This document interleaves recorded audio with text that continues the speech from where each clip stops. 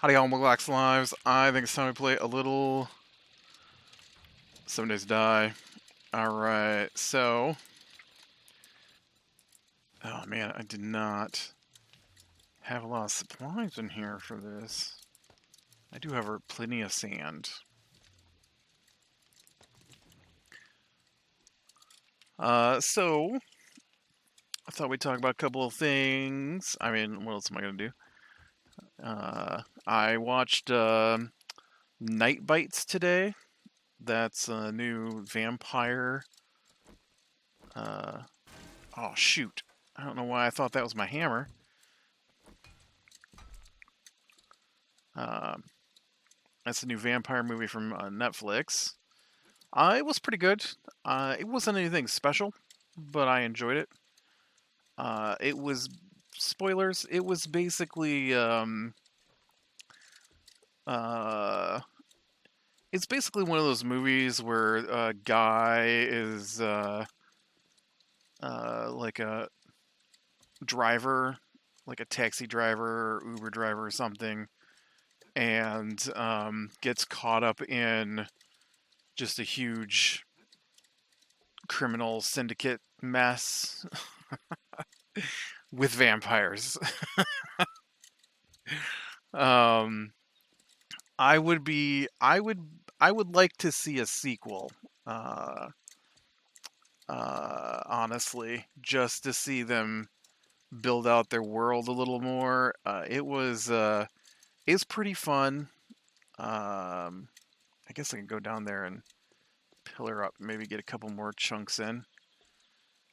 And it was um, basically vampires and humans had reached a truce.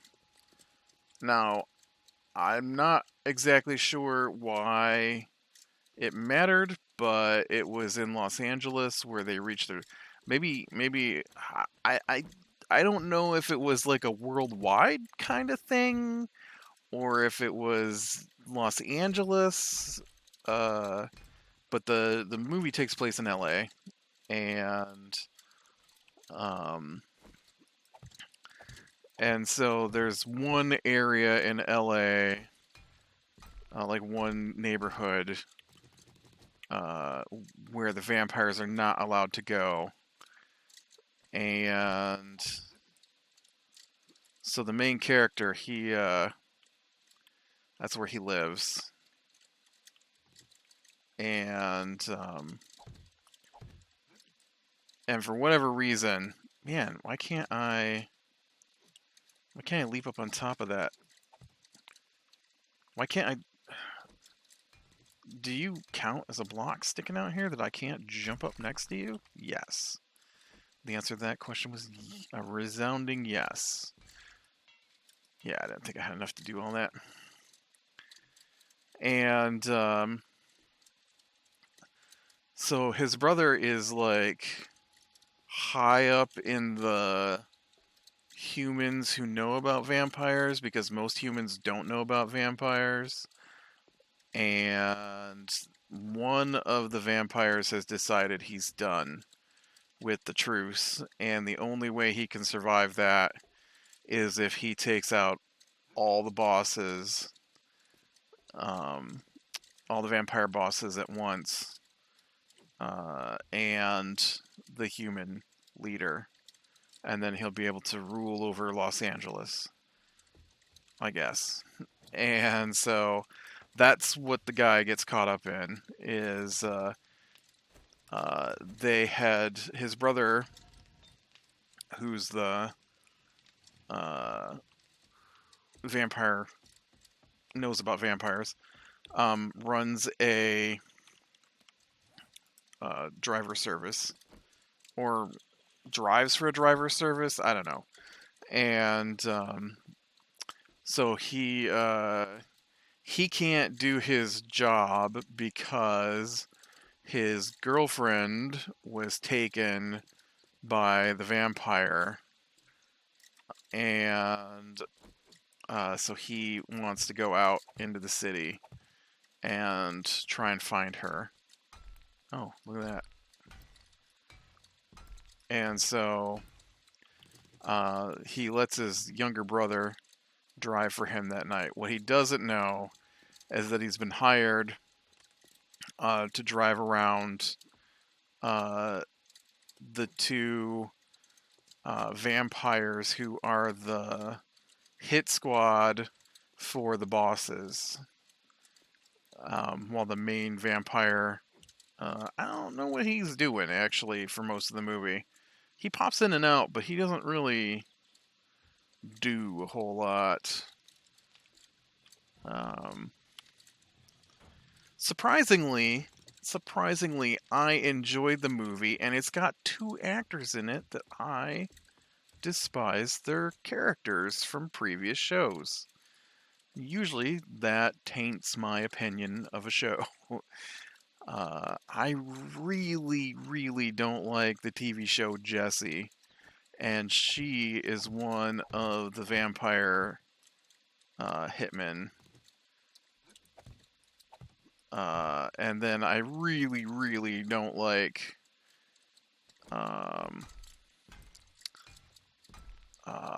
man, what's his name?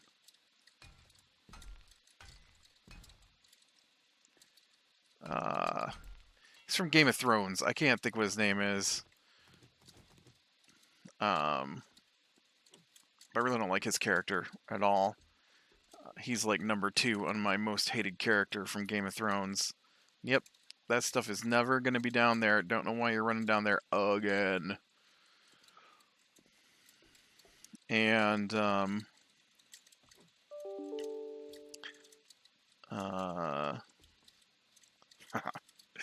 but yeah, no, it was good. I liked it. It's not amazing.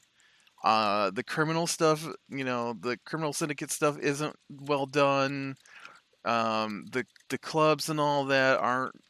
When I say they're not well done, what I mean is they're not detailed. They're there, but it's shallow. A shallow look at all of that stuff.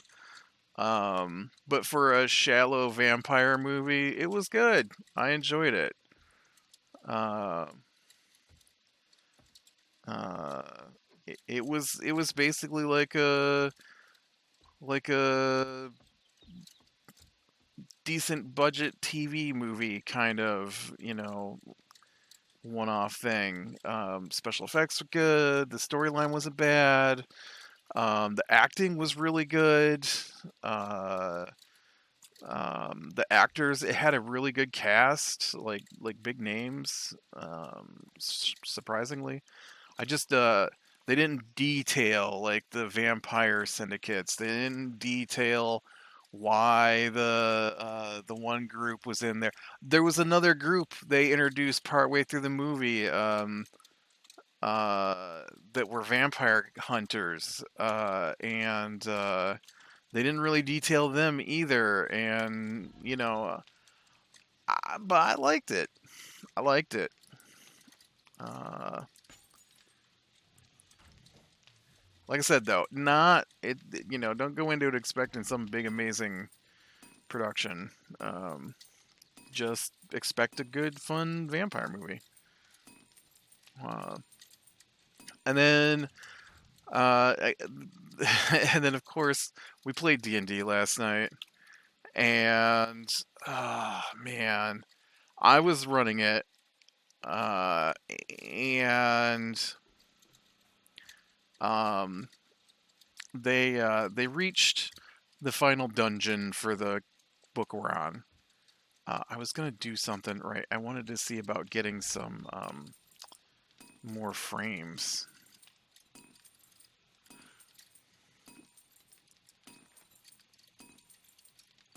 Can you give me like 50 more of these when you're done with all that other stuff? Because I'm gonna put some more cross supports in here. I could see there's some spots where I could use some more cross beams down through here, and I only got 9 of these guys left. I just want to make sure my whole base doesn't collapse in on my head again.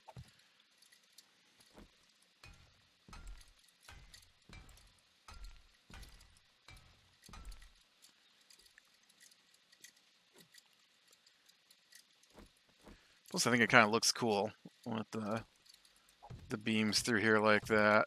Oh, I thought it was one shy. I am out of cement, though.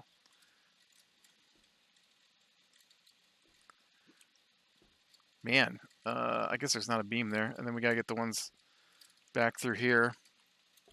But, you know what? I am going to put in a second one of the... I guess I don't have to put in one. I got one right here. Let's go get some more stone. I guess I got a ton of stone here. Let's just put some stone back in this guy. Because, yeah, you can just do cement without anything extra. But now I'm out of stone, so I gotta get more stone.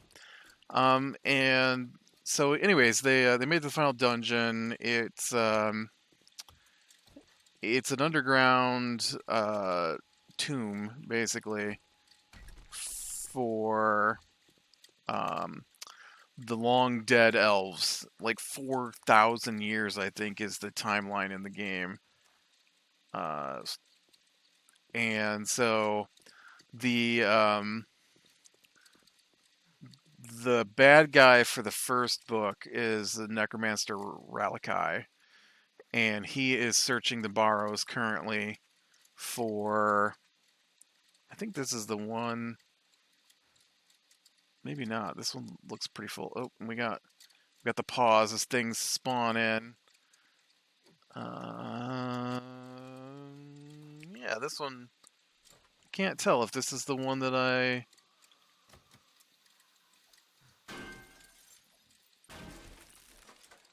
looted last time or not. It is not. This is a whole new building to look at. Alright. That's a book I already got. And so they entered the place, and now the one guy, he is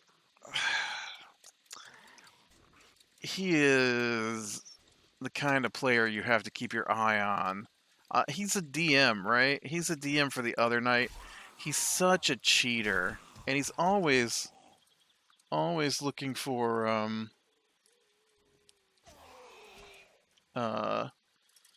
always looking for the way to get around the rules, and so when he goes online to research the game, which you have to do because it's a really complicated game. Okay, you don't have to, but the longer you play it, the more you want to be like, oh, I wonder what kind of tricks I could do with some of this stuff, you know. He looks for, you know, what's the cheatiest spells in the game kind of thing. And so one of the ones that he loves is Find Familiar. And it's not even annoying. Parts of it are fine. I don't care that you got a thing that can fly out and do your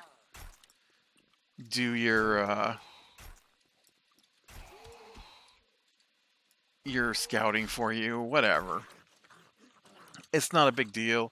It's got 120 feet of dark vision. That's fine. You know, whatever. It's got advantage on rolls. I don't care about that. So none of that really mattered to me. But it is something that he got because it's cheaty. So when they went up a level, he took a... you can... So the class he's playing, I feel, is a broken class. But I'm not one to stop you from using official stuff, right? I don't... If it's an official class, go ahead and use it. But it's definitely more powerful than it should be. They've got some really broken things to it that I can't believe made it into official documentation. So he plays an artificer, which is fine. Artificer makes magic items. That's fine. I don't have a problem with magic items. I do, however, find the fact that it's got a... This just ends. Oh, no, there's a ladder. it summons the version he's got summons a robot turret um, that gives the players temporary HP. Now, at higher levels, not a big deal.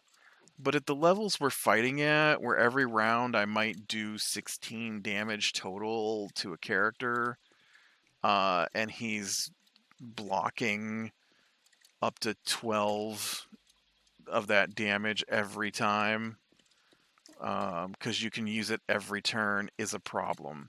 And I feel like because most of the other things that grant you temporary hit points are difficult to use. And this is just like this ridiculous, every turn you refresh the temporary hit points. And so I can't believe it made it in like that. I feel like there should be a limit, and there's not, on how many times you can use it. I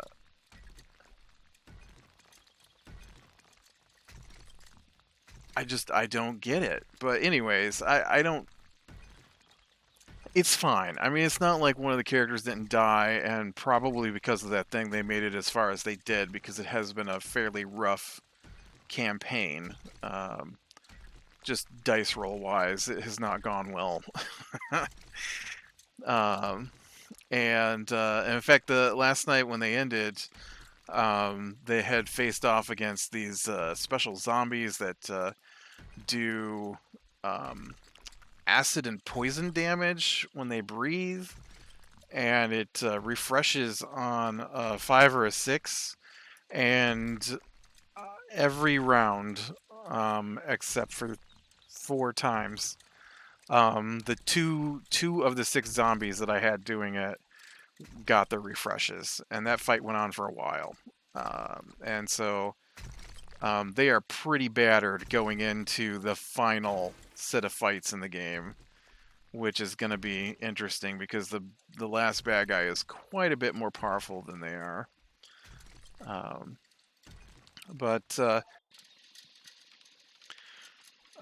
so one of the things that was happening last night is something that I have recently come to despise with the way D&D rules are worked out. With the owl, which he uses with Find Familiar, so he gets this tattoo, right? The tattoo lets you use one spell one time a day with no components. Now, Find Familiar usually costs, I think it costs money to cast, and it takes like an hour to cast it, or maybe it's 10 minutes to cast it, or an hour and 10 minutes if you do it as a ritual, something like that. So he gets this tattoo to get around the cost and the time to cast the owl. Fine, whatever. And Find Familiar is considered one of those super cheaty abilities in D&D. Once again, I don't care. That's not my problem with it.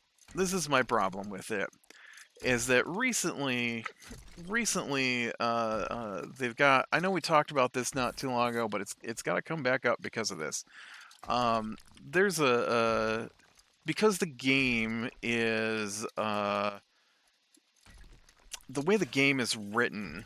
There's 2 things that they look at: rules as written and rules as intended. And so because of language, you can decipher rules to mean different things. And so sometimes the wording makes it confusing as to how it works. And for one of the examples, I don't have an example of an actual ability, but I know it comes up. And that is like when they write down, and I guess an example of the language. When they write down things, there's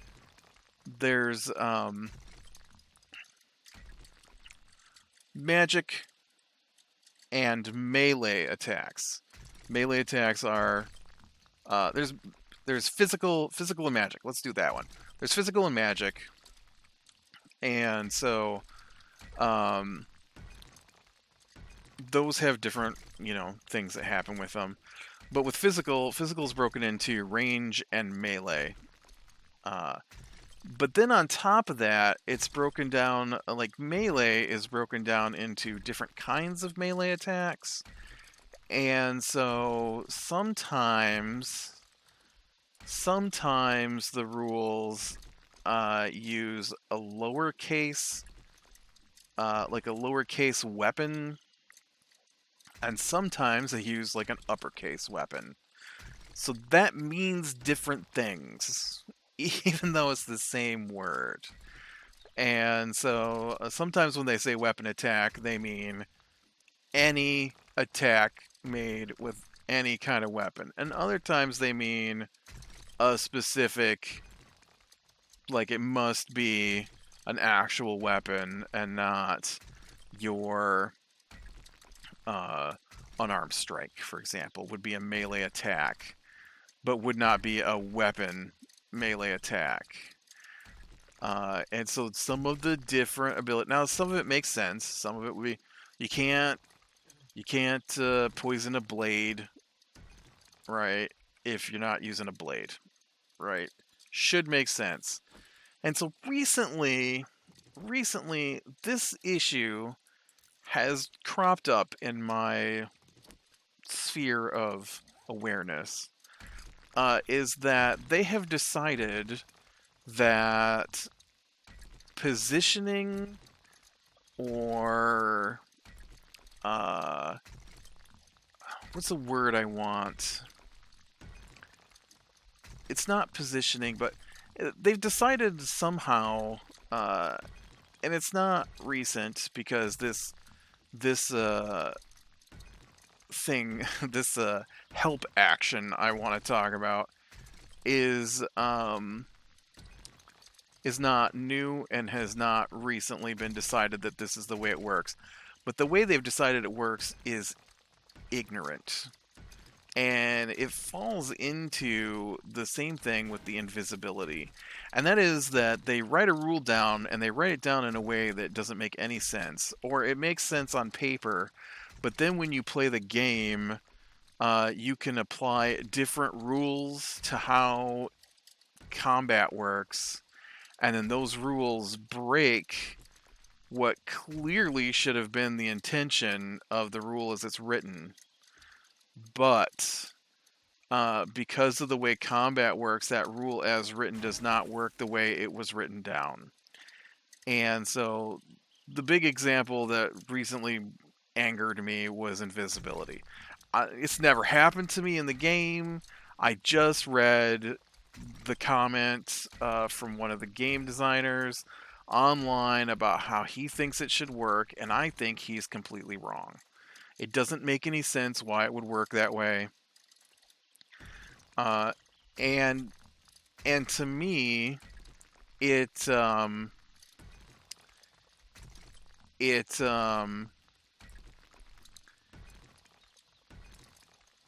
it breaks the.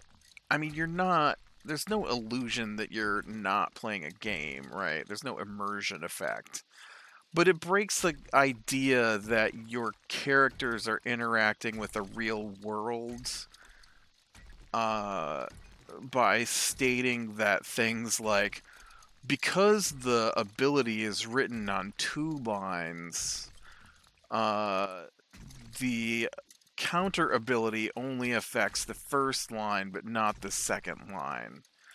And I'm like, okay, but clearly, so for invisibility, clearly it's bullet points. Some of their abilities are broken down by bullet points. And so the bullet points are separate things that happen. And so he has decided that because they're separate bullet points, therefore only one part of it matters. And so this is kind of, I know it's confusing. So invisibility is 2 bullet points. It's got 2 things that happen. One, if you have invisibility cast on you, you are no longer visible. And then the second bullet point, if you have invisibility cast on you, you are granted the invisibility condition, and so you are no longer visible. And bullet point 2, attacks against you have disadvantage, and attacks by you have advantage. And so this isn't the owl thing. This is just one of the things that really irritated me. I've got no food.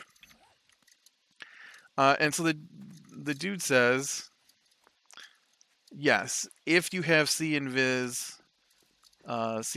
cast on you, or some other ability that lets you see an invisible person, it only negates the first part of the condition, and they still have advantage and disadvantage. That makes 0 sense. They get the advantage and disadvantage because they're invisible. If they're not invisible, they no longer have advantage or disadvantage. You don't get the part of the ability that comes from the first part of the ability if the first part of the ability no longer applies to you. So it's different than like Great Weapon Master. Great Weapon Master says if you're using a heavy weapon, you can deduct this number from your attack roll, and if it hits, then you get to add extra damage. And then another bullet point is because you're a weapon master, if you kill somebody or get a critical hit, then you get to follow through with another attack using a bonus action, right? It's a little different. They're separate abilities that happen, and they are written down as separate abilities. It's not you're invisible, therefore you have advantage on your attacks and disadvantage on attacks against you because you're invisible. But if I can see you, you are no longer invisible. At least to me. So therefore, I don't know how you can rule that they still have advantage and disadvantage on being invisible if I can see them. It doesn't make sense. So this is the kind of thing that I feel is happening with the help action. So on your turn, if you are within 5 feet of a creature, you can use the help action on them, but you have to be within 5 feet of the creature to use the help action. And so by using the help action, you can be a distraction to help your ally get advantage on the attack. Makes sense, right? The problem is that help is an action, and the rules are written so that you can move before and after your action. And so you can move up to a creature, be a distraction, and then move away. Which I can kind of see working, but I also feel like if they're focused in on someone who's next to them, who's going to attack them, then why would moving away from them do anything for it? And so the thing with the owl is that he flies the owl in, he does the help action, and then because the owl has this ability called flyby where it doesn't take opportunity attacks, he then flies away with it. And so he says that, I mean, the people have said that therefore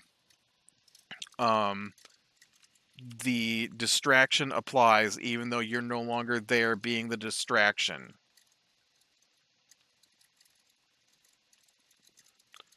And I'm like, it says you have to be within 5 feet. You have to be within 5 feet. It says in the book, 5 feet. He's like, well, no, because it's an ability, and then you use the ability, and then you move after using the ability because that's how it works. I'm like, it says 5 feet for this help action. You're no longer in 5 feet. Why would you think that would still work?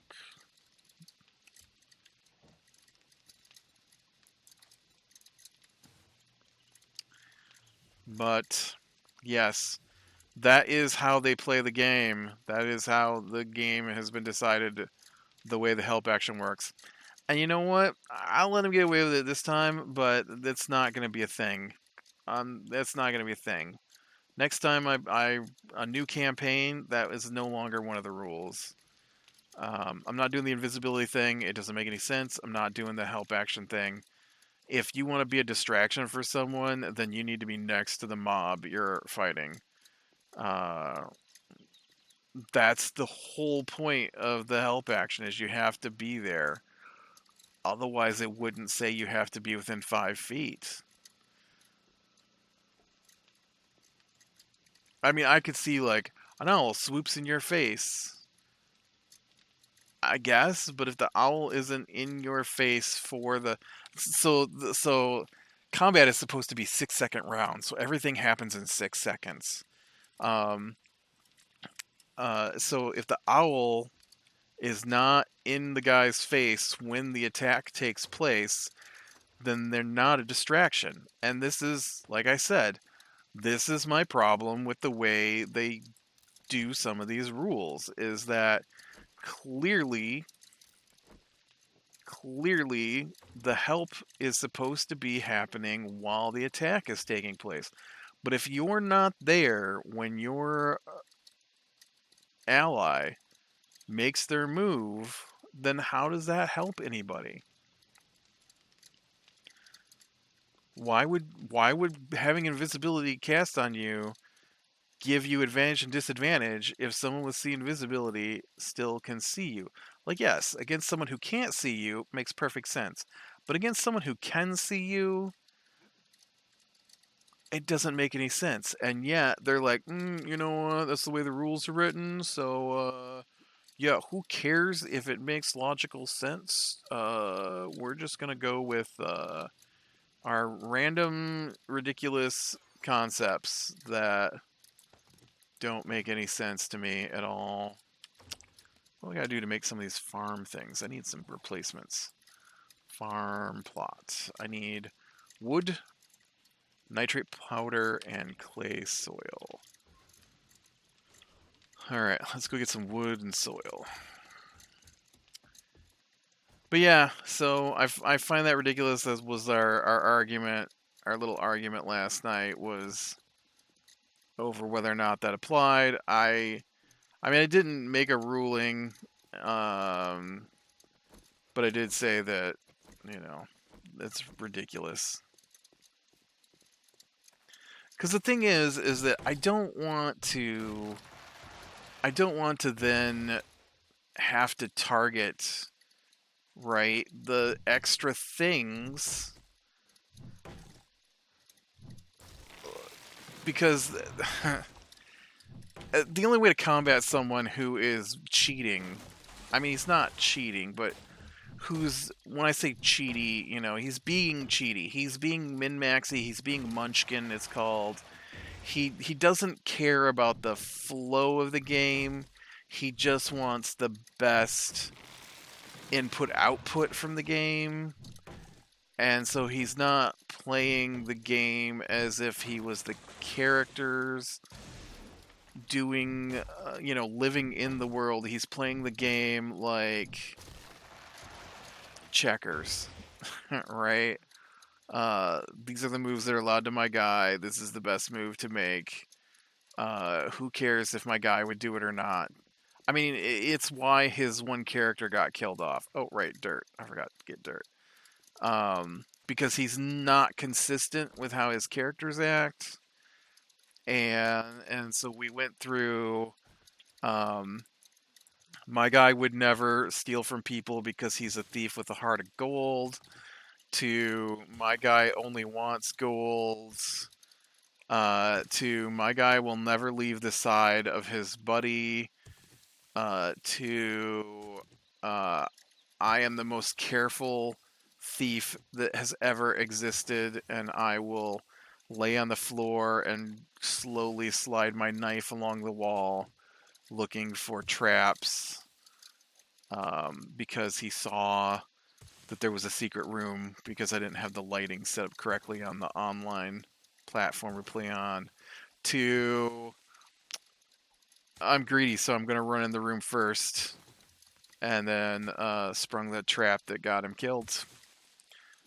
And so he's not consistent. He did not check any traps the second session when he died. When the previous session, every room was, I'm going to carefully slide my blade while laying on the floor and inching my way around the room to see if I can detect any secret doors or traps. And then the very next session, he's like, oh yeah, I run right in the middle of this room. What do I find? Death. That's what you find. Yeah. But we should be one session away from the end of that book. So it won't be next week, maybe the week after. And then we'll be starting on Starfinder, which I'm excited for because I've never played Starfinder.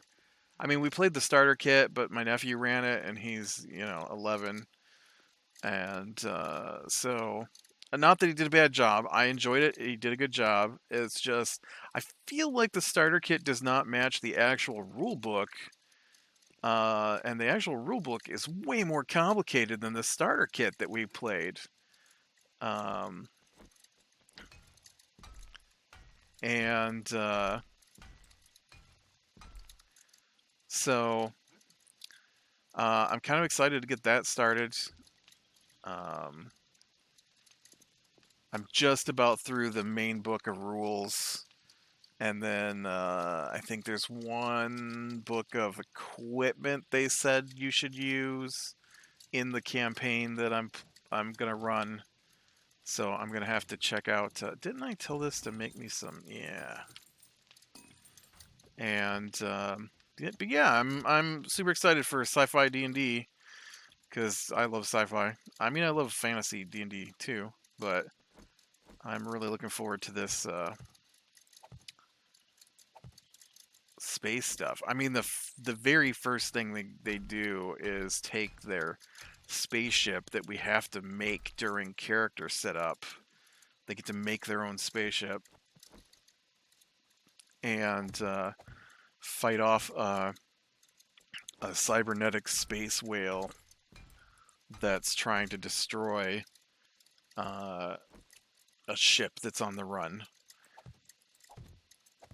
And that just seems super exciting to me. All right, with that, be bearing the small things, lean in the light, and I will talk to you later.